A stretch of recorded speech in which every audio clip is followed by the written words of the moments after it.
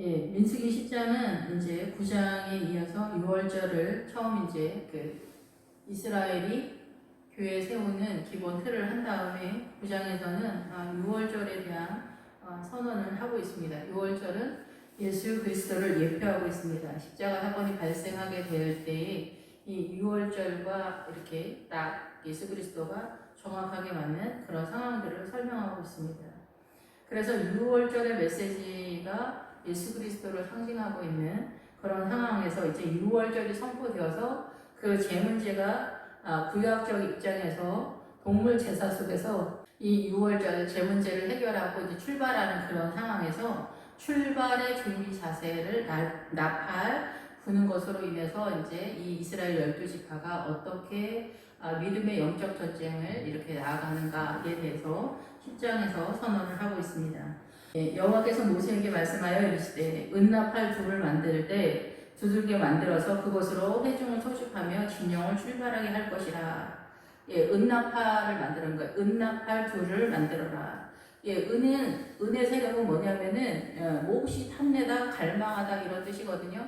그래서 이 은의 세력은 뭐냐면은 우리가 선악과를 먹을 때 사단의 세력, 이 사단의 문화권 속에, 사단의 통치권 속으로 들어갈 때 보암직도 하고 먹음직도 하고 지혜롭게 할 만큼 탐스럽기도 하게 보이는 그 세력에 직하다 이렇게 할 때 그 뜻이 다 뭐냐면 몹시 열망하다, 탐내다, 간절히 바라다 이런 뜻이거든요.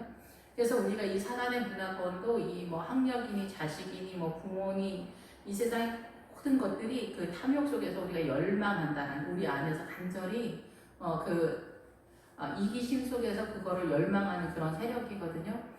그런데 여기서 은나팔 둘을 만들 때 이 은은 하나님 쪽에서 몹시 탐내고 갈망하는 세력이에요. 이 은은 그래서 이 은은 뭐냐면 순결하고 깨끗한 세력인데 구원의 세력을 말합니다. 구원의 세력. 그래서 우리가 이 구원받기를 간절히 원하잖아요. 그래서 여기서 속는 게 또 하나가 뭐냐면은 우리가 모든 종교에 이 은의 세력이 있어요. 다 구원을 받고자 해요. 불교도, 이슬람도, 천주교도, 뭐 네팔이나 힌두교도 다 이게 무슨 무당들도 다 나름대로 이 구원 의식 같은 거, 내가 어떻게 천국에 가길 원한다, 막 이런 간절한 열망이 있어요. 그 은의 세력에 대한 그런 게 있다는 거예요. 그런데 이 여기서 은이 딱 나올 때는 이건 성경이고 이 주님은 하나님의 나라를 예표하고 있기 때문에 이 은이 나올 때는 이거는 구원의 세력. 그래서 앞에서도 그렇지만 다른 성경 여호수아나 아니면은 이 아가서나 에스더나 다 이런 은의 세력이 나와요. 사사기에서도 그 어머니와 아들이 그 은을 훔쳐갔다, 그거를 다시 어머니에게 돌려줬다 이 얘기가 어머니 아들과의 그 얘기가 아니라 예수 그리스도가 그 아들 되시고 그 어머니가 교회 되는데 이 은을 바랬다라는 거예요. 훔쳐갔다는 게 아니라 간절히 열망했다라는 거예요. 교회가 그런데 그 은의 세력의 주체가 누구냐면 아들 되신 예수 그리스도이기 때문에 아들로 표현되는데 거기는 사사기 성경이 해석이 조금 이해를 잘 못해서 해석이 우리가 이해하는데 어려움이 있다라고 이렇게 생각이 듭니다. 그래서 여기서 은나팔 둘을 만든다라는 것은 구원의 메시지를 선포하는 그 소리의 도구 나팔 두 개를 만든다라는 거예요. 그래서 이제 구약에서는 이스라엘은 이 은나팔 두 개로 이 교회 공동체가 소집도 하고 이렇게 나가기도 하고 이런 총부장들을 모으는 이런 것들을 다 이 은나팔의 소리 속에서 조절을 했어요. 그래서 나팔절에서도 나팔을 어떻게 부는가에 따라서 그 나팔절의 출발과 마지막과 이런 것들이 이 나팔절에 이렇게 나팔에 부는 상황에서 다 이제 조절이 된다 이렇게 말을 하더라고요. 그래서 여기서 은나팔 둘을 만들었다라는 것은 이제 내가 너희를 그 구원의 세력 속으로 이끌어내는 것에 대한 소리를 전하는 그 은나팔을 말하는 거예요.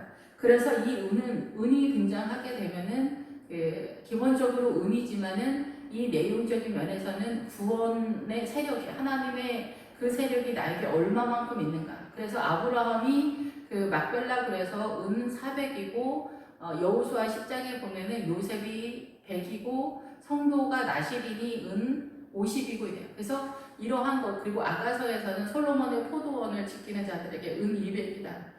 이러한 것들이 그 하나님의 나라에 대한 이해도가 그만큼 있다. 이렇게 표현을 할 수가 있겠죠. 그래서 이 나팔은 뭐냐면은, 나팔은 우리가 다 아는 것처럼 나팔인데, 이 나팔의 기본 뜻에는 둘러싸다, 말뚝으로 둘러싸다 이런 뜻이 있어요. 근데 말뚝으로 둘러싸는데 이 들을 둘러싸다는 거예요. 그래서 이 들이 나올 때는 닻이죠. 닻이 나오면 이 사단의 문화권, 이 세상을 말하는 거잖아요. 그래서 이 세상에서 너희가 이 나팔을 분다는 것은 경계를 그어서 정해준다 얘기예요. 그래서 나팔은 복음이라고 볼 수가 있겠죠. 그래서 이 나팔은 반드시 제사장만 불어라 이렇게 선언이 되어 있거든요. 그래서 제사장이 이 복음을 전하면서 이 복음에서 이 그 영적 전쟁의 그 구해 지경을 이렇게 전해준다. 그리고 그 시내산 광야 언저리에서부터 출발해서 올라오는 이 가나안까지 올라오고 또 가나안에서도 여호수아 그 영적 전쟁을 할 때 이거 하나하나 나아가는 그 고지 속에 사단의 세력과 영적 전쟁하는 그러한 것들을 하나하나 이 은나팔 이 그 구원의 하나님의 세력의 순결함과 정결함으로 이 하나님의 이 복음의 메시지를 제사장이 전해줘야 된다라는 얘기예요. 그래서 이 나팔의 의도, 그래서 목회자는 이 구원의 여정, 생명의 길에 그 여정의 그 노선, 정거장, 지점, 이런 것들에 대해서 면밀하게 잘 살펴서 알 필요가 있는 거죠. 그래야 이 성도들이 이렇게 길을 잃을 때 알려줄 수 있는 그런 상황. 그래서 여기서도 이렇게 그 고아 자손이 먼저 가서 성막을 준비해야 된다. 이 성도가 따라오기 전에 그렇게 표현하고 있어요. 그러니까 성도들을 이끌어서 이 어린 양의 성년의 믿음을 세우는 데 있어서 목회자가 먼저 가서 성막을 세운다. 믿음에 대한 이야기를 하는 거죠. 목회자는 항상 먼저 뛰어가고 오게 해야 하고 성도들을 잘 이끌어내야 하고 자기는 또 먼저 뛰어가서 또 이렇게 답사를 해서 그 일들을 하는 것에 대한 내용이 이 나팔 신호를 통해서 선언하는 이 모습이 10장에서 선언하고 있는 거예요. 그러니까 목회자는 이런 일들을 잘 감당한다 이런 거거든요. 이거를 전체적으로 이제 10장에서 선언을 하는 거예요. 그래서 이 은나팔을 제사장이 이렇게 부는 거예요. 제사장만 불어라. 그러니까 이 구원의 길, 생명의 길을 목회자가 어떻게 따라오세요. 어디 지점이에요. 이 구원은 애굽서부터 출발하는데 홍해를 건너는 건 무슨 메시지고 애굽은 어떤 상황이며 우리가 가나안에 들어가기 전에 이 광야, 시내산 광야에서 출발하는데 이 광야에서 우리가 하나님의 나라를 인지하고 깨달아야 하는 내용은 이러한 것들이 있습니다. 요단강을 건너게 되면 이렇게 해야 됩니다. 가고 나서는 또 하나님의 은혜로 이렇게 나아갑니다 하는 그 노선, 그러니까 뭐 지하철 노선 같은 것들을 제시해 주는 거죠. 실상 여기서 영적 전쟁을 하는 당사자는 이 성도와 예수 그리스도의 은혜와 또 사단의 공격이 있는 그런 삼각 구도를 띠지만은 이 중간에서 중재자적 역할을 바울이 이야기하는 것처럼 나는 그러니까 중매쟁이다 라고 말하는 것처럼 예수 그리스도에게 나가도록 성도가 잘 나아가도록 이 지도를 주는 역할을 이 목회자가 하는 거예요. 목회자가 목자가 아니라. 그러나 우리가 이 육의 눈으로 볼 때는 예수 그리스도의 선한 목자의 그 일을 대행한다라고 볼 수 있지만 실제적으로 우리가 믿음 안에 들어가면 우리를 이끄시는 분은 예수 그리스도고 성령님이시잖아요. 그런데 눈에 보이는 상황에서는 우리가 사람이 이끄는 것 같지만 전혀 그렇지가 않죠. 그래서 우리가 이 구도에서 보면은 이 10장에서도 나오지만은 이 대제사장의 사명인 이 아론의 사명은 예수 그리스도에게로 넘어간 거고 실상 그 고아 자손이 동맹 관계가 있고 이 성물을 메고 가는 그런 사명을 맡았기 때문에 오늘날 십자가 이후의 사명은 그 고아 자손이다 이렇게 보여집니다. 제가 성경을 이해할 때는 무라리 자손하고 게르손 자손은 이 협력 관계, 목회자와 협력하는 교회 직원들이나 이런 집사님들 이런 분들이라고 볼 수가 있겠죠. 훨씬 더 이렇게 교회를 적극적으로 하는 분들이다 이렇게 볼 수가 있겠다라고 생각이 됩니다. 그래서 어떤 면에서는 그 나시린에 해당되어지는 것이 우리가 나시린처럼 뭐 하나님 앞에 작정하고 들어가는 건 아니지만은 오히려 나시린 쪽은 교회 직원들 이렇게 목양실을 섬기고 있는 그런 분들이 나시빈이다라고 이렇게 볼 수가 있겠다. 내용적인 면에서는 그렇게 생각이 됩니다.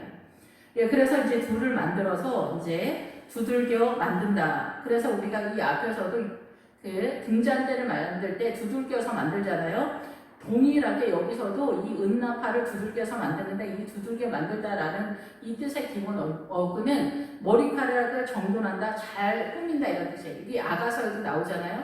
이 성경을 잘 이해를 해가지고 잘 정돈을 해서 질서 있게 잡는다는 게 굉장히 어려워요. 그래서 이 머리카락, 성경을 창세기서부터 계시록까지 구슬 하나하나에서 하나의 목걸이로 딱 만드는 그런 것이 인생 전체 속에 가는 거예요. 그래서 목회자도 그렇고 성도도 그렇고 한 발짝 먼저 가는 거지, 목회자가 성도들 앞에서 완전하게 다 이룬 다음에 나가는 건 아니에요. 그래서 성도님들이 볼 때 목회자가 굉장히 부족한 게 많아서 그 의지하거나 신뢰할 만하지 못하다 이렇게 생각할 수 있지만은, 목회자도 성도들 한 발짝을 먼저 뛰는 사람일 뿐이지 인생 전체 속에서 하나님의 나라에 이 그 두들겨 만드는 이 길을 가는 거예요. 그래서 똑같이 그 시내산 광야에서 물과 성령으로 거듭나면 애굽에서 물과 그 홍해를 건너서 시내산 광야 거기서부터 출발하는 거예요. 다만 한 발짝 더 먼저 뛰어가는 그런 이 가정 속에 있다 이렇게 생각이 됩니다. 그래서 이 두들겨 만든다라는 것이 이 성경을 깨달아서 자기 안에 정리를 하는 그런 상황, 이 사고 속에서. 근데 이거는 굉장히 어렵다, 사납다, 잔인하기만치 고통스럽다 이런 뜻들을 갖고 있어요. 왜냐하면 이 성경을 깨닫는 게 어려워요. 그래서 이 성경도 그 가나안의 여부수족 속에 소속되어 있어요. 이게 타작마당은. 그래서 여기는 산악지대이기 때문에 성경을 창세기서부터 계시록까지 깨달아서 간다는 게 어렵죠. 그게 얼마만큼 어려우냐. 우리가 창세기 3장에서 우리가 선악과를 이렇게 따먹고 나서 남자 밑에 여자가 소아에 들어가잖아요. 이것이 사단의 문화권 속에서 사단의 선악과를 먹어서 틀어진 관계인데, 이 틀어진 관계를 옳은 것이라고 생각하고 지금도 남편이 그 대장, 왕의 자리에 있는 것 같은 그런 그 구조를 그대로 받아들이고 있는 크리스천들이 굉장히 많고, 교회 공동체 내에서도 이제 여자들은 아무 소리 하지 마라 이렇게 하시는 분들이 있고, 사모님들에 대해서 목사님들도 막 그렇게 인권에 대해서 이렇게 무시하는 경우가 굉장히 많이 있습니다. 우리가 부족해서 그럴 수는 있지만은 기본적으로 이 마인드가 하나님의 나라의 구도를 따라서 정상적으로 이해하지 못하는, 그래서 이러한 것들이 바로 모든 인간관계 속에서 부부지간도 그렇지만 이 이웃들에게도 이 그 양반 쌓는 마인드를 갖고 있는 거예요. 그래서 배운 사람, 못 배운 사람, 뭐 돈 많은 사람, 돈 없는 사람, 세련된 사람, 아니면은 뭐 패션 감각이 없는 사람, 이런 것들을 내 머릿속에서 잣대가 돌아가면은 이것에 따라서 사람을 무시하고 존재하는 듯한 그런 행동들이 나오게 되는 거예요. 이런 기본적인 질서가 우리의 사고 속에서 이렇게 정리가, 여기서 머리카락을 정돈하고 잘 꾸미는 이 하나님의 나라의 이 세계관이 없으면은 이 사단의 문화권의 그 질서 속에서 나는 사람들을 판단하고 정죄하고 비난하는 이런 사고와 이런 발언들을 하게 된다는 거죠. 굉장히 똑똑하고 세련되고 감각 있는 것처럼 스스로가 속는 그런 구도를 우리 일상 삶 속에서 나타나게 된다는 것입니다. 그거만큼 우리가 성경을 깨닫는 것이 어렵고, 성경을 알아야만 그 모든 인간관계 속에서 하나님의 나라로 이 남편에 대해서, 아내에 대해서, 자녀에 대해서, 부모에 대해서, 교회 공동체에 대해서 그 하나님의 나라에 그거 깨달은 만큼 세력화가 돼서 이 풍성한 하나님의 나라로 이루어지는 거예요. 이 틀어진 관계, 남편과 아내가 죄가 들어오면서 선악과 때문에 틀어진 관계를 그대로, 남편은 주인이고 왕이고 집안의 대장이다, 남편들의 절대 권력을 이 가정 속에서 휘두르는 것이 블레셋 세력이라고 그렇게 표현을 하거든요. 이 블레셋 세력은 기본적으로 이 사단의 문화권의 동네 사람들을 얘기한, 동네 사람들의 그 마인드를 말하는 거예요. 일반 사람들의. 이것이 얼마나 강력합니까? 이게 문화 전통 속에서 얼마나 지독하게 강력합니까? 예, 그래서 우리가 이슬람에 대해서 미국으로 이민 왔던 그 부인 이슬람 여자가 이제 죄를 좀 지었나 봐요, 집안에서. 그런데 그 남편이 그 아내를 이슬람으로 돌려보내려고 하는 거예요. 그러니까 아들도 낳고 막 이런 영화가 있는데, 거기에서 그 무슬림 그 여자는 안 돌아가려고 해서 살인 사건이 벌어지는 그런 영화인데 이 여자가 이제 경찰에 붙잡혔는데 무슨 얘기를 하냐면 그렇게 말을 하더라고요. 나는 내 나라로 돌아가는 것이 아닙니다. 나는 17세기로 돌아가는 것입니다. 나를 불쌍히 여겨달라. 나를 살려달라. 그리고 우리 아들은 나 때문에 그런 거니까 제발 살려달라. 막 그런 이야기를 하면서 울면서 막 그렇게 얘기하더라고요. 그래서 우리가 그 이슬람이나 이런 데 얼마나 지독하게 그 고통 가운데 살아가고 있는지 우리가 말로 다 할 수가 없죠. 이 사단의 문화권에 있는 여성들은 그 차라리 짐승으로 태어났으면 훨씬 더 편한 삶을 사는 그런 인생인지도 모르겠다 싶을 정도로, 물론 남자도 남자 나름대로의 그 일하는 돈을 벌어오는 고통과 수고와 힘겨움이 있지만은 이 안에는 존재 자체서부터가 정말 잔인함이 많지 혹독한 인생을 살아가고 있다. 그것이 문화 전통 속에서 그런 구조 시스템을 세워가고 있는데 이걸 우리는 그냥 각 나라마다 문화다. 그 집안의 문화다. 그 사람의 뭐 가치관이지. 이렇게 그냥 넘어가지만 우리는 이런 모든 것들이 그 나라마다 집주마다 사람마다 엄청난 하나님의 나라가 이 사고 속에서 이루어지지 않을 때 그 죄와 그 고통과 신음과 슬픔과 탄식이 강처럼 흘러가고 있는 거예요. 예, 그것이 바로 애굽의 나일강의 세력이다. 이렇게 주님이 말씀하고 있습니다. 그러한 것들이 우리의 생명을 죽인다. 그래서 나일강의 출애굽기 1장에 이스라엘 사람들을 다 던졌다라는 것은 바로 그 사단의 세력이 우리를 그렇게 목을 조르는 그런 삶을 살게 했다라는 거죠. 그리고 하나님을 바라보지 못하게 하는 이 사단의 문화나 전통이 우리의 영혼을 그렇게 공격해 들어오고 있는 그런 상황이다라는 거죠. 그래서 그것으로 회중을 소집하며 진영을 출발하게 할 것이다. 그래서 소집하다라는 것은 앞에서도 계속 말씀을 드렸지만은 이스라엘 사람들을 모으는 그런 상황인데 이것이 이제 정한 모임, 정한 절기, 정한 장소 이런 뜻 가운데서 오늘날 교회 공동체 우리가 성령으로 거듭나면 오늘날 이제 대한민국의 시스템에서는 이제 교회로 딱 나오게 되잖아요. 거의 이변이 없는 한 이렇게 되면은 결혼을 전제로 한 약혼 상태에 진입한 그런 상태다라는 거예요. 그래서 우리가 그 예수님이 오시면 재림하시면은 그리스도의 신부로 나가서 준비해야지 이렇게 말하잖아요. 그러니까 우리 인생이 전부 그리스도의 신부의 믿음에 자라기까지 뛰어가는 그것이 구원의 길이다, 생명의 길이다 라는 것으로 표현하고 있습니다. 그래서 여기서 출발선상에서는 결혼을 전제로 한 약혼 상태에서 출발하는 거예요. 그래서 교회 공동체에 나와서 하나님의 나라를 찾고자 하는 자는 소를 예물로 드릴 때 그 소의 예물을 드릴 때의 그 기본 어근이 그 새벽 부활의 신앙과 연결되어서 하나님의 나라를 찾다, 이 일을 하다, 경작하다 이런 뜻이라고 말씀을 드렸잖아요. 그래서 우리가 최고의 헌신인 소와 같은 것들을 하나님께 드릴 때는 내 안에 이 하나님에 대한 구원의 갈망이 일어난다는 거예요. 그 구원의 갈망, 나 정말 하나님 앞에 나아가길 원해, 하나님 알기 원해. 이러한 세력이 바로 이 은혜 세력이라는 거예요. 예, 그래서 나는 은혜 세력이기 때문에 그 갈망의 그 내용에 우리가 딱 인식하기에는 순결하고 정결한 것으로 일단 나를 그쪽으로 몰아가는 거예요.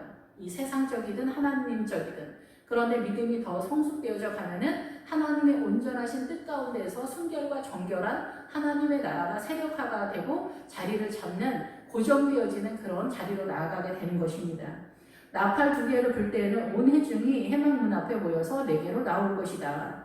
그래서 은 나팔 2개를 만들었기 때문에 이 나팔 2개를 한꺼번에 제사장 2명이 한꺼번에 불면은 온 회중이 이스라엘 전역의 모든 성도가 이렇게 나와라 이렇게 선언을 하는 것이죠. 그래서 하나만 불 때는 이스라엘의 천부장, 하나만 딱 부르면은 천부장이 나와서 이 지도자들 모임이라고 볼 수가 있는 거죠. 천부장들 된 지휘관들이 모여서 4개로 나올 것이다. 이 천부장들이 그러니까 앞에서 민수기 1장에서부터 계속해서 나오고 지금 10장에서도 나오는 이스라엘 12 그 감독관들이다 이렇게 볼 수가 있겠죠. 그래서 이 12 감독관들이 나오면은 신앙관에 대한 이야기를 하는 거고 이 그 목회자와 이 천부장들이 함께 교회의 장로님들이나 이런 분들이 함께 연합하는 것이 맞습니다. 그래서 함께 연합해서 이 믿음의 영적 전쟁을 어떻게 이끌고 갈 것이고 또 어떤 프로그램을 할까, 행사를 할까, 아니면은 뭐 기도회를 할까, 아니면은 부흥회를 할까, 뭐 이런 것들을 모여서 이 교회 공동체 운영 방침을 하는 것으로 볼 수가 있겠죠. 이렇게 되어지면 이제 이런 구조로 나아갈 때 너희가 그것을 크게 볼 때에는 동쪽 진영들이 행진할 것이다. 예, 동쪽 진영들은 우리가 유다 지파를 선두로 해서 나가는 지파, 유다를 중심으로 해서 나가는 지파인데 유다가 먼저 출발한다는 거. 진영들은 뭐냐면 군대다라는 데 야영지. 그러니까 우리가 영적 전쟁을 할 때 이 성도들이 너희가 군사인 줄 알지 못하느냐 주님 그러시잖아요. 그래서 영적 군사인데 이 군사는 싸우는 사람이잖아요. 영적 군사 누구랑 싸우는? 사단이랑 싸우는 거거든요. 근데 사단이랑 싸우는데 그 사단이 어디서 이렇게 전투를 하냐면 사람 속에서 움직이잖아요. 이 세력 속에서 움직이잖아요. 정치, 경제나 우리 집안의 흐름이나 어떤 사건, 사고 속에서 사단이 사람을 통해서 역사를 한단 말이에요. 그래서 사단이 역사한다고 우리가 그러잖아요. 그러면 이 상황 속에서 사단이 나를 어떻게 공격해 들어오는구나를 깨달아야 되죠. 이것을 깨닫지 못하면은 인간적으로 부부싸움이 전쟁이 나고 부모 자식 간에 뭐 아니면 교회 공동체에서 목회자와 성도와 전쟁이 나는 그런 상황인 거예요. 우리가 다투거나 뭐 의견을 달리하는 사건들이 더러 있을 수 있지만은 믿음이 연약할 때는 이 말했다 저 말했다 뭐 해서 와글와글하고 시끌시끌하면서 이게 다투는 그런 상황이 된다는 거예요. 누가 더 옳으냐 이 얘기를 하는 거예요. 지나가는 사람 세워놓고 물어봐라. 어머니들, 할머니들이 하시는 말씀이잖아요. 예, 내가 억울하다라는 얘기를 항변을 좀 더 그렇게 하는 거잖아요. 그런 것처럼 교회에서도 마찬가지라는 거예요. 교회에서도 마찬가지로 이 청부장들과 함께 와가지고 영적 전쟁을 할 때 한번 이제 크게 울려서 본다. 이 은나팔을 부는데 이렇게 방법이 있나? 여기서는 크게 하라고 했는데 떠들썩한 함성의 나팔 소리다라는 그런 뜻이거든요. 떠들썩하게. 그러니까 이제 나팔, 복음을 불었으니까 성도들이 이제 시끌시끌하죠. 이번에 부흥회를 하는데, 점심 대접해 주실 집사님 혹시 계십니까? 자원하시는 분 있습니까? 아니면 이제 또 자원하는 이제 부흥회나 이런 거 해마다 오기 때문에 매번 하기가 어려우면 이제 또 숨죽이고 있으면 목사님이 이번에 박 장로님이 한번 헌신해 주시죠. 이렇게 얘기를 할 수밖에 없잖아요. 이런 사건들이 있으면서 우리가 영적 전쟁을 하는데 부흥회를 앞두고 시끌시끌해지는 거예요. 이거를 어떻게 해야 되냐, 어떻게 해야 잘하냐, 이렇게 저는 이거를 준비할게요, 이렇게 할게요. 기도하면서 하나님의 세력 속에서 이렇게 되면은 괜찮은데 이게 우리가 기도의 세력이나 하나님의 은혜가 부족하면은 저번에도 내가 했는데 왜 나한테만 저렇게 말씀하시냐, 목사님은? 이렇게 얘기하면 이제 충돌이 되는 거예요. 근데 목사님은 또 좋게 말해서 만만한 건, 나쁘게 말해서 만만한 거고, 좋게 말해서는 믿음이 제일 있어 보이기에는 분한테 이런 걸 부탁하는 거거든요. 사실은 다른 사람한테 부탁 안 하는 거는 그 사람들은 뻔히 안 할 거를 뻔히 알고 그 사람들은 믿음이 별로 없기 때문에 이렇게 해주실 수 있는 분한테 부탁을 하는 거예요. 믿음이 있어 보인다 얘기죠. 예, 그런데 우리는 왜 나한테만 그래? 근데 내가 하는 그런 것들은 하나님께 하는 것이는 건데, 이렇게 내가 이제 형편이 안 되면, 목사님 이번에 제가 어려울 것 같아요. 조심스럽게 말씀을 드리면 되죠. 안 되는 건 안 되는 거니까. 예, 근데 이제 이러한 것들이, 우리가 이제 조절을 하면 되죠. 부흥 강사님 오셨는데 식사를, 이제 돈이 더 작으면은, 목사님하고 이렇게, 부목사님하고 세, 4명만 가게 그렇게 해주세요. 제가 좀 그래서요. 그러면 또 여유가 있으면은 부교육자들도 다 같이 식사하게요. 이렇게 하실 수도 있고, 내 돈과 헌신의 내용에 따라서 너무 이렇게 기분 나쁘게만 생각하지 말고 돌려서 생각을 하면은 방법이 또 나올 수도 있거든요. 근데 우리는 뜻밖에도 나 자신의 어떤 그 사고관에 갇혀가지고 갑자기 화가 확 난다든가 이럴 수 있어요. 이럴 때 하나님 주님의 이름을 부르고 묵상을 잠깐 해보세요. 그러면 방법이 나올 수가 있습니다. 내가 생각하는 그 판단이 거의 옳지 않아요. 사단이 이 우리의 사고의 영역이 뜻밖에도 사단의 영역이에요. 이 사단의 영역을 조절할 수 있는 자리가 그 요단강 바로 앞에요. 르벤, 갓, 므낫세 이 지파가 거주하는 자리가 조절하는 자리고, 요단강을 넘어가면은 이 사단이 공격하는 그 수가 보이는 자리, 거기 가야만 이렇게 보이거든요. 그러면 그 전에는 안 보인다는 얘기죠. 그러면 충돌한다라는 얘기예요. 이 충돌을 이 목회자가 어떻게 이 영적 리더십으로 조절을 감당을 해낼 수 있느냐에 따라서 이 전쟁의 이 여파가 크고 작게 나타날 거라고 이렇게 생각이 됩니다. 그래서 이 나팔을 이제 크게 불 때는 그 동쪽 진영이 먼저 출발하는 거예요. 동쪽 진영에는 유다가 먼저 출발하기 때문에 믿음이 센 사람이 일단 선두에서 믿음을 보여주는 거예요. 그래서 이제 그 믿음이 아주 세면은 이제 목사님도 그 장로님한테 막 뭐라고 할 때가 있어요. 왜냐하면은 보여주기 위해서. 예, 그래서 장로님 그렇게 하시면 되냐고 딱 이렇게 하면은 장로님이 삐지면 이건 얘기가 안 되는 거예요, 사실은. 근데 장로님이 막 사람들 앞에서 나를 혼냈다고 목사님이 어떻게 그렇게 경우가 없냐고 이렇게 얘기하면은 장로님이 사실은 목사님의 그 마음을 헤아리지 못한다. 아니에요, 목사님이 성질이 안 좋으셔서 그러는 거예요. 그것도 마찬가지. 목사님이 그 장로님한테 화를 낼 정도면 이 장로님이 훌륭하기 때문에 화를 내는 거거든요. 이렇게 그 유리구두처럼 조심스러우면 어때요? 절대 말을 그렇게 하지 않아요.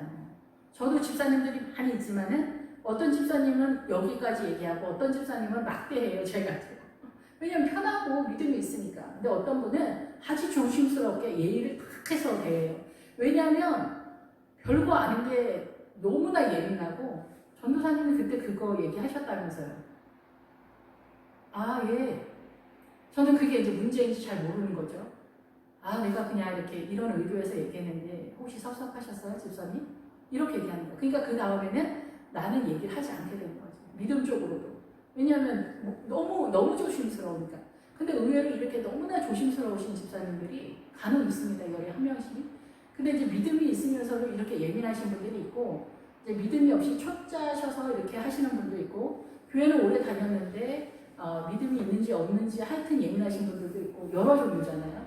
이럴 때 우리가 이 동쪽 유다부터 출발하는 이것이 굉장히 중요합니다. 유다가 어떻게 본을 보이느냐.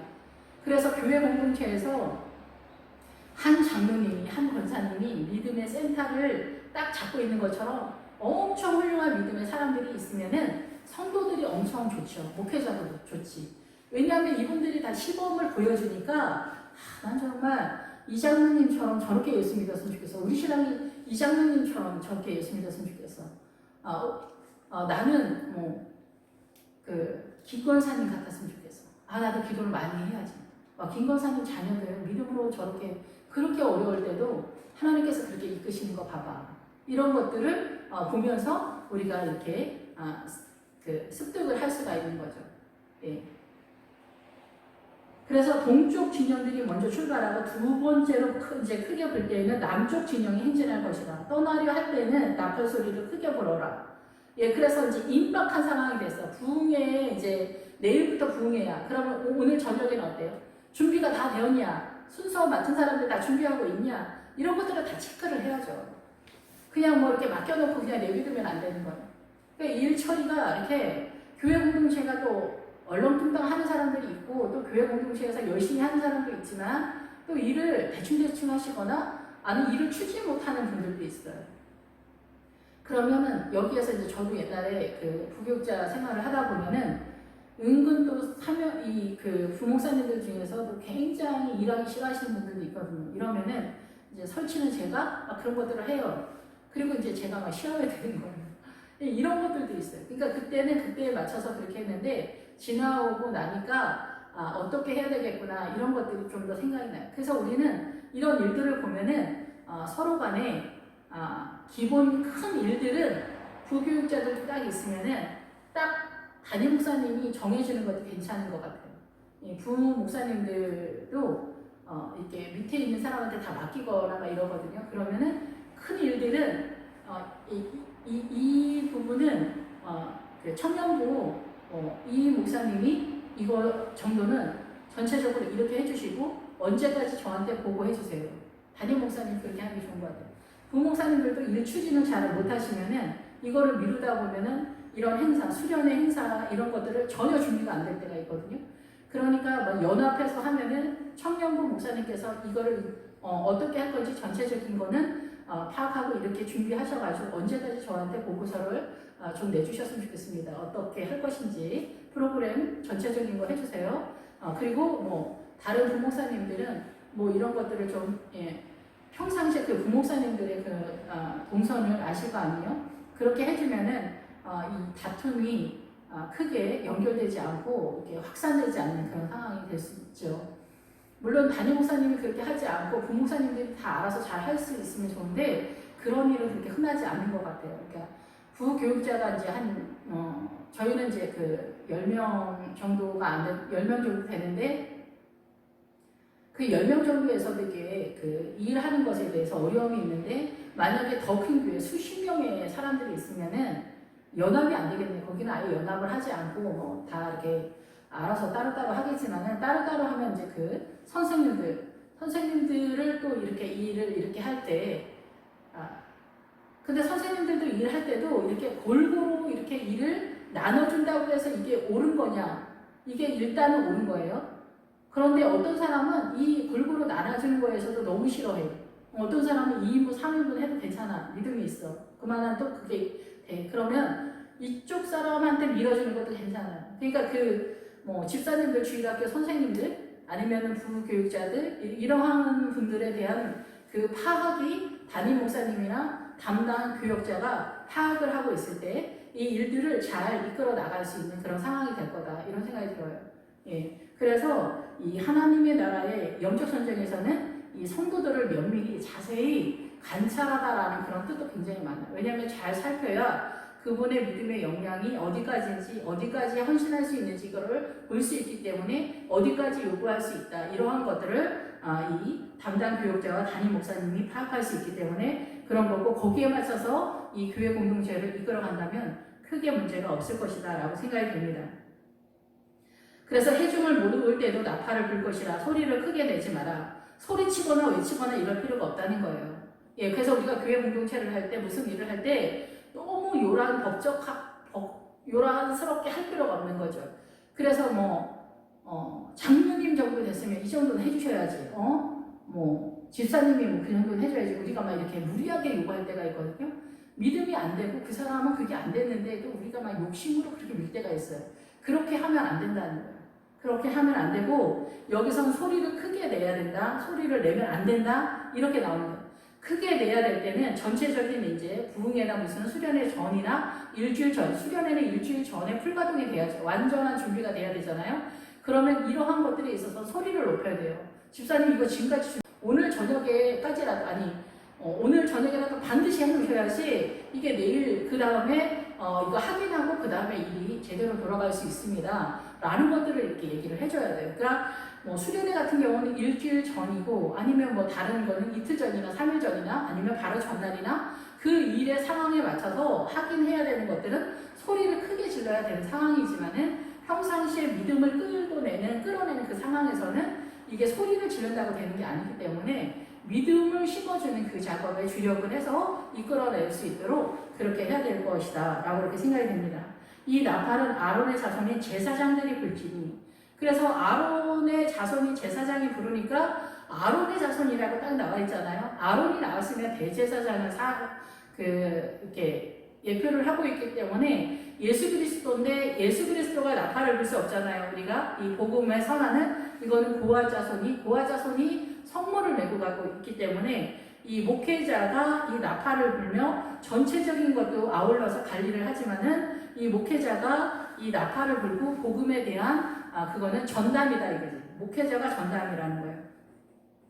이러한 것들에 있어서도 또 장로님들이 연수가 되거나 주일학교 선생님들 연수가 오래되면은 그 부교육자나 아니면은 전도사님들, 초짜 전도사님들 오거나 이러면은 가르치려고 하는 그런 경우가 있어요. 그리고 전도사님 그거 틀렸어요. 막 이렇게 하면서 따지거나 이제 한심하다는 식으로 이렇게 훈계를 하실 때가 있는데 이런 것들에 대해서도 조심스럽게 행동하고 전도사님이 지금 현재 잘 몰라도 그거 크게 문제되지 않아요.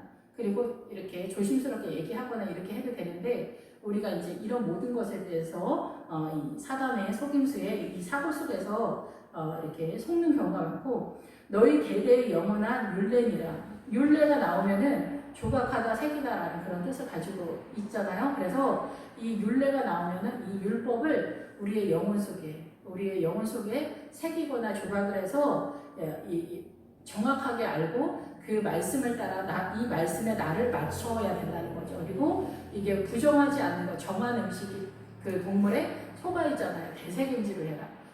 복 있는 자는 하나님의 말씀을 주야로 묵상한다. 이것이 되새김질 하는 거거든요. 이 되새김질을 하지 않으면 말씀은 흘러서 지나가요. 이러면은 이거는 이 세력이 안 되거든요. 그래서 반드시 되새김질을 해서 말씀을 주야로 묵상해서 그 묵상한 말씀이 우리의 영혼 속에 들어올 수 있도록 해야 되는 거죠. 이것도 습관적으로 이렇게 자기를 훈련시켜야 돼요. 이 말씀을 되새김질해서 이 조각을 해서 새기다. 이 말씀을 내 것으로 하는 것. 또 너희 땅에서 너희가 자기를 압박하는 대적을 치러 나갈 때, 전쟁하러 나갈 때, 영적 전쟁을 할 때, 그러니까 우리가 지금 여기에서는 이스라엘의 그 가나안 땅을 공격해 들어가는 그런 상황으로 설명하고 있지만, 실상 이 메시지는 하나님께서 우리에게 요구하실 때는 우리 영적 전쟁에 대한 이야기를 하는 거예요. 그래서 물과 성령으로 거듭나면 애굽에서 즉각적으로 시내산 광야 그 언저리로 투입이 되면서 거기서부터 쭉 올라오면서 이제 요단강 건너서 이 가나안까지 진입하게 되는데, 그때 사단의 그 동선이 어떻게 되는지, 사단이 어떻게 활발하게 움직이면서 우리를 속이고 있는가, 이런 것들에 대해서 선언하고 있다는 거죠. 지금 이거는 이제 성도들과 같이 목회자가 함께 가는 그런 교회 공동체의 입장에서 민수기가 전개되고 있어요. 이 요단강을 건너서 영적 전쟁은 여호수아에서 선언을 하고 있죠. 이 요단강 전에는 우리가 보편적으로는 다 이렇게 선언이 되어 있고, 신약에서 나오는 말씀들은 의외로 그 요단강 건너서 가나안적 믿음을 선포하고 있어. 그래서 우리는 이 믿음을, 이 신약 복음을 볼 때는 물과 성령으로 거듭나면 즉각적으로는 이 그 시내산 광야에 투입이 되는데, 여기서 우리는 바로 여기 그 가나안으로 진입되는 것 같은 말씀들이 많아요. 그래서 이 중간의 갭에 대해서 헷갈리는 것들이 좀 많지 않는가, 이런 생각이 듭니다. 그래서 여기서 이제 치러 올라가는 영적 전쟁은 부모 자식 간에 이 인간관계 속에서 세워지는, 이 인간관계 속에서 사단의 문화권 속에서 이 아까 말씀드린 선악과를 먹음으로 인하여 죄로 인해서 틀어진 관계들을 회복시키는 그 사건들, 남편은 사람의 자리로 내려오고 아내는 사람의 자리로 올라가는 이런 구도들이, 인격적인 관계들, 이런 구도들이 말씀 안에서 어떻게 조절이 되고 각각의 남자와 여자의 그 사명은 어떻게 조절이 되어지는가, 이러한 것들이 다 이해가 되지 않으면 여기서 또 삐걱거리게 되고 톱니가 잘 맞지 않게 되거든요. 이러한 것들을 하나하나 이해해 가는 게 하나님의 나라가 확장되어져 가는 거고, 이것을 이해해 가는 과정이 이 영적 전쟁을 하는 거거든요. 그러면서 부부 싸움 속에서, 말씀 속에서, 예배 속에, 기도 속에 이러한 것들이 전체적으로 아울러서 돌아가잖아요. 이런 것들이 이제 믿음 안에서 어떻게 세워져 가야 되는가. 그리고 성도의 한계가 있어요. 믿음이 자라는데 한계가 있어요. 그 분량이. 그러니까 분량에 대한 얘기. 목회자는 200이고 성도는 나시림의 삶을 살 때도 50이라고 할 때는 뭐냐면은 주님이 그 목회자를 넘어가지 못한다라는 얘기를 한다라고도 볼 수가 있어요. 그러면은 이제 내가 이제 지적으로 더 많이 알 수도 있겠죠. 목회자보다 올해는 이제 뭐 권사님이나 장로님 정도 됐을 때는. 그렇지만은 기본적으로 이 장로님, 권사님은 자기 가족이 자기 무게잖아요. 자기 짐의 분량이 전부고, 교회 공동체에서는 밖에서 도와주는 거잖아요. 근데 목회자는 그게 아니고, 목회자는 성도 전체가 무게란 말이에요. 그러니까 무게 자체가 틀린 거예요. 무게가 중량이 틀린 거예요. 중량. 그래서 그 믿음의, 그리고 목회자는 성경을 창세기서부터 계시록까지 이렇게 복음 나팔을 부는 자잖아요. 은나팔을 부는 자잖아요. 그래서 이 뒤에도 나오는데 이 목회자가 먼저 이 말씀으로 그 자리를 만드는 거예요. 그래서 성도와 함께 기거를 하는 거거든요. 그렇기 때문에 그 성도님들이 아무리 많이 아는 것 같아도 목회자를 넘어가는 수가 없는 구조라는 거죠. 성경에서 보면은 일단 중량부터가 틀리기 때문에 목회자는 200kg를 지고 가고 성도는 많이 지면은 50kg를 지고 가는 거예요. 200kg를 지고 가고 여기는 50kg를 지고 가요. 근데 똑같은 걸음으로 이렇게 가니까 이 무게감에서 차이가 있는 것에 대한 이해가 좀 부족해서 우리가 충돌을 하는 게 아닌가. 그리고 목회자의 그 어려움을 이해해 주지 못하는 게 아닌가. 이런 생각이 듭니다. 그래서 이제 전쟁하러 나가는 거. 그래서 이러한 것들을 깨달아지잖아요. 말씀을 깨달아지고 자녀를 양육할 때도 하나님의 나라의 믿음을 유산상속시켜주는 것. 이런 것들 하나하나씩 깨달아가면은 어떻게 돼요? 이것이 영적 전쟁을 하는 거고 싸워서 이겨서 먹는 것이다. 영의 양식을 먹는 것이다. 이렇게 선언을 하는 거예요. 그것이 이제 말씀이고 소재물을 먹는 것이다. 그리고 예수 그리스도의 나라를 먹는 것이다. 이렇게 선언을 하는 거예요. 네, 그래서 너희가 이 공격을 하러 들어갈 때 너희가 자기를 압박하는 대적을 치러 나갈 때 이제 압박하다라는 것은 묻다 줬다 고통이 있다 이런 뜻이에요. 그래서 우리가 좁은 길 간다라고 하잖아요. 이 사단의 문화권에서 우리가 생명의 길, 하나님의 나라의 길을 가기 때문에 사단이 조여오는 거예요. 그리고 하나님의 시스템이 그런 구도를 띠고 있어요. 그래서 너무나 힘들고 어렵고 나중에는 여기서 이제 구름 기둥이 나오는데 불기둥은 잘 안 나오잖아요. 근데 이 불기둥이 훨씬 더 고난의 강도가 센 거고 이 불기둥이 나올 때 볶음곡식이 나올 때 가난이 들어가야 볶음곡식이 등장하는 거거든요. 그전에는 우리의 믿음이 연약하고 싹이 나고 자라는 상황이기 때문에 불을 들이댈 수가 없는 거예요. 근데 고린도전서 3장에 보면은 불이 지나갈 때 금강과 보석으로 나온다고 하잖아요.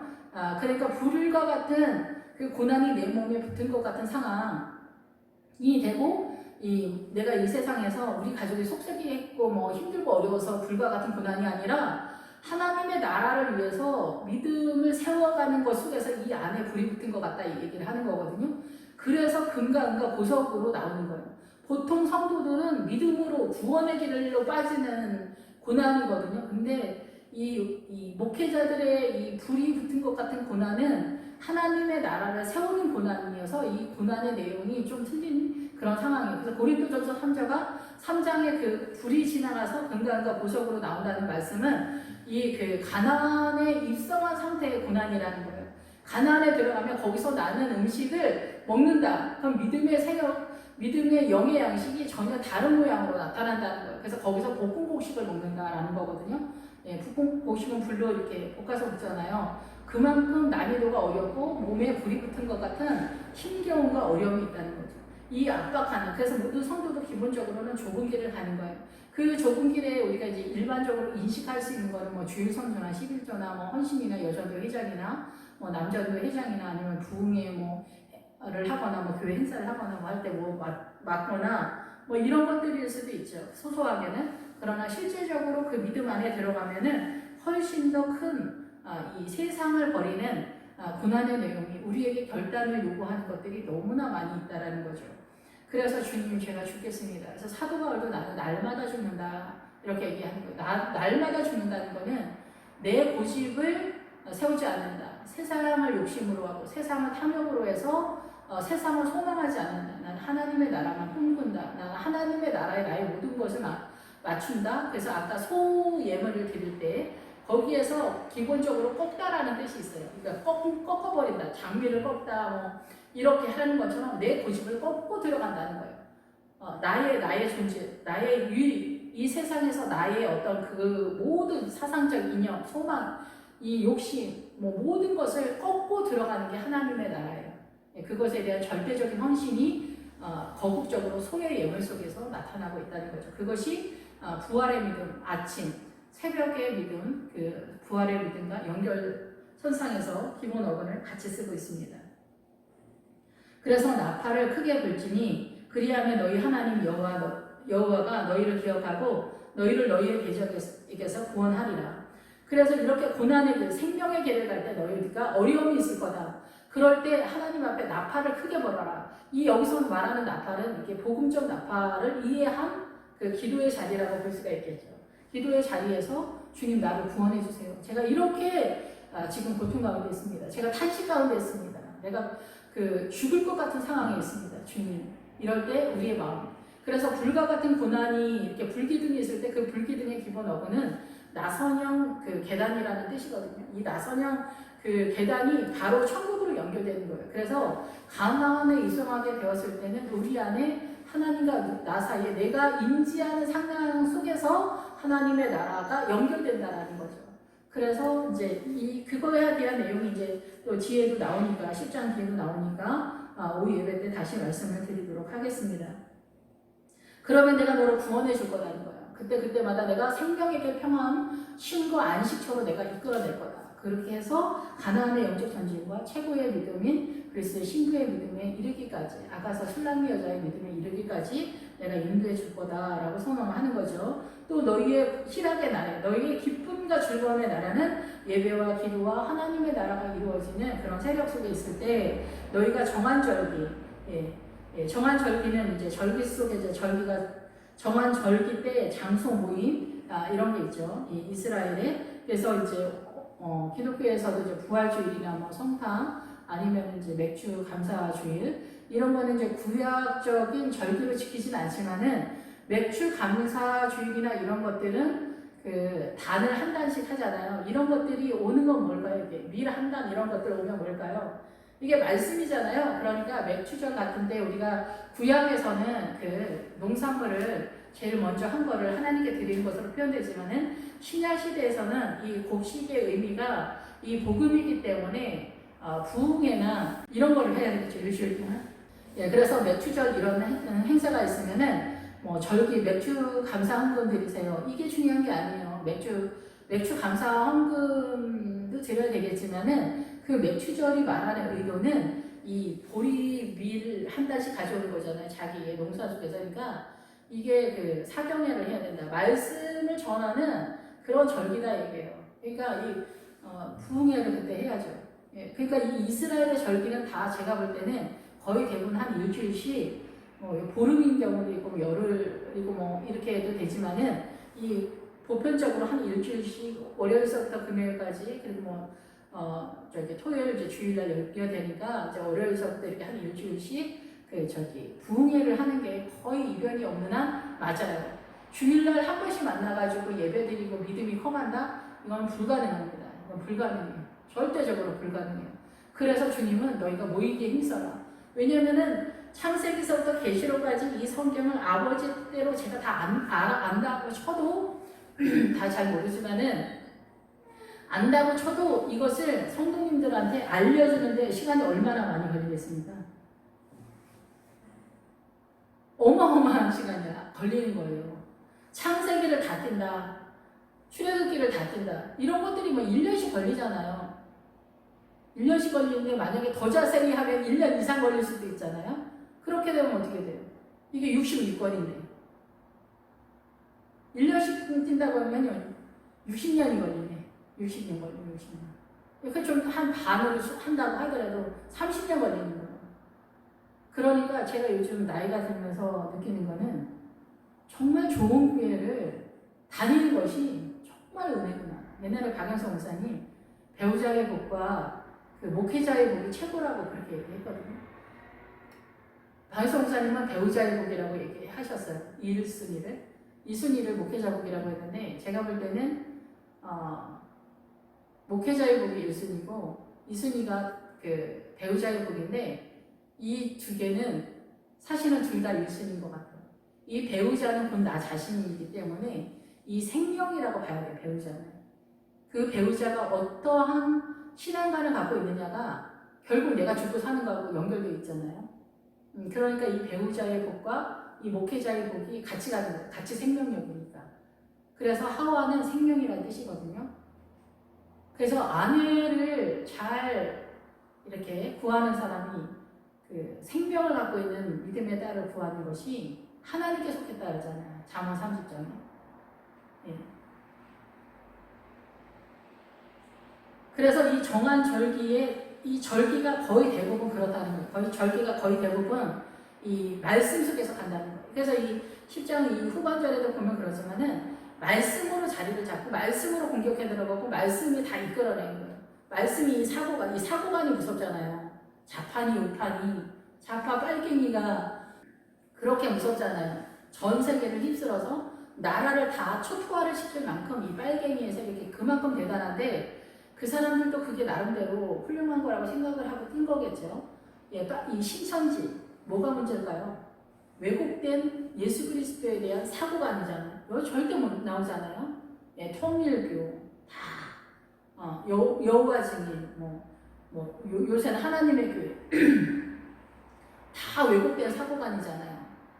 예, 중국 사람, 일본 사람, 한국 사람 다 똑같은데 우리는 왜곡된 편견된 사고로 미워하고 정죄하잖아요. 신앙관을 떠나서도 이게 다 사고가 문제인 거예요. 하나님의 나라를 어떻게 이해할 건가? 그거의 스탠다드, 중심 세력이 말씀이라는 거예요. 근데 말씀을 잘못 깨닫고 있는 거예요. 놀랍게도 우리가 무슬림이 그 모세오경을 가져가서 세운 거잖아요. 마호메트가. 신기하죠? 그래서 그 무슬림들은 성경을 진짜 이상하게 말도 안 되게 해석을 해가지고 그 엉망진창인 게 진짜 가히 진짜 끝판왕이더라고요. 진짜 그 무슬림 쪽에 며느리가 와서 그 동네에 갔는데 무슨 무슬림 거기서 절기가 있어가지고 희생제물을 드렸는데 거기 있는 양 음식을 많아서 동네 사람들한테 다 나눠준다는 거예요. 이 양이 뭔지를 모르는 거예요. 하나님께 드리는 제물이 하나님의 소속이 아니라 동네 사람들한테 다 나눠주는 그런 상태가 되게 인간적으로 선심 쓰는 거죠. 훌륭한 것 같지만 이거는 그 예수 그리스도로 그 사람들이 또 믿는 것도 아니잖아요. 사단이 얼마나 하나님의 나라를 능멸하는가를 보여주는 사건이다. 이렇게 볼 수가 있죠. 예, 초하루는 매달, 초하루도 절기 속에 들어가요. 그래서 이게 달이 지나갈 때는 새롭게 하다, 수선하다, 회복하다, 이런 뜻이에요. 그러니까 매월 첫 주에는 좀 더 우리가 하나님 앞에 각성하는 그런 말씀들을 전하고 보다 더 나팔을 크게 불 필요도 있겠다. 이런 생각이 듭니다. 그리고 번제물은 희생을 통해서 희생용기로 하나님 앞에 나아가는 거잖아요.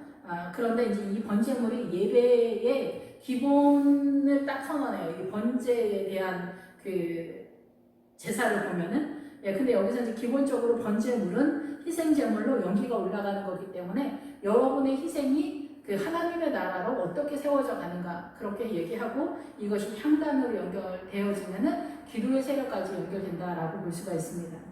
한목제물은 예수 그리스도의 십자가 사건을 말하면서 우리가 이 한목제물이 선언이 될 때는 번제물과 한목제물과 속죄제물과 여러 가지가 다 한꺼번에 연결된 게 이 한목제물이에요. 그래서 예수님의 십자가 이 한목제물의 기본 뜻은 평화의 언약을 맺다 이런 뜻이에요. 그래서 이 한목제물이 선언이 되면은 주님과 나 사이에 맡긴 다음에 해결이 됐다라는 선언이거든요. 그래서 예수님의 십자가가 속죄제가 아니에요. 한목제예요. 한목제는 하나님과 우리 사이의 제 문제가 예수님의 십자가를 통해서 해결이 된다라는 것에 대한 선언이기 때문에 그러죠. 그래서 이런 것들을 드리며 나팔을 불어라 이렇게 얘기하는 거예요. 너희들은 희락의 날, 하나님의 절기, 하나님께 나오는 날에 너희가 정한 절기의 모든 때에 매월 그 첫째 주 초하루 월삭에 그리고 번제물을 드리고 한목제물을 드리면서 이렇게 나팔을 불어라. 이 성경 말씀으로 선언을 해서 이 복음의 비밀이 이제는 구약에서 모형을 띄었지만은 이제는 신약 시대 예수님의 십자가로 믿음이 전환되면서 그 이 모든 이 구약적인 이 사건들이 다 메시지가 돼서 우리의 사고 속에 들으면서 우리의 심령이 하나님의 나라의 백성으로 어린 양의 성전이 세워지면서 주님의 나라의 존재로 사는 거죠. 존재로 사는. 그래서 그로 말미암아 너희의 하나님이 너희를 기억하시리라. 나는 너희의 하나님 여호와니라. 그래서 여호와는 아람어인데 이 여호와 이 말씀의 그 뜻이 뭐냐면은 나는 존재한다는 뜻이에요. 여호와. 나는 스스로 있는 자다. 이 뜻하고 동일한 거죠. 여호와 하나님. 그래서 여호와 하나님은 기본 어근이 나는 있다, 나는 존재한다 이런 뜻입니다. 그래서 하나님은 살아계신 분이다라는 거죠. 우리가 다 알고 있는 것처럼. 그래서 이 마지막에 이 절기나 헌물이나 이 초하루나 희락의 날, 절기들 이런 모든 것들이 하나님 앞에 나아갈 때 이렇게 우리의 제 문제가 해결되어지고 궁극적으로 하나님의 나라의 백성이 되면서 하나님의 나라가 개인일 때, 교회 공동체일 때, 이 교회 공동체가 더 많아질 때마다 더 세력화가 되는 거예요. 하나님의 나라. 그래서 대한민국의 교회가 많은 것이 정말 중요한 의미가 있습니다. 그러한 세력들이 이 나라를 지켜내기 때문에 그런 거고 믿음이 더 성숙되어져 가야 되죠.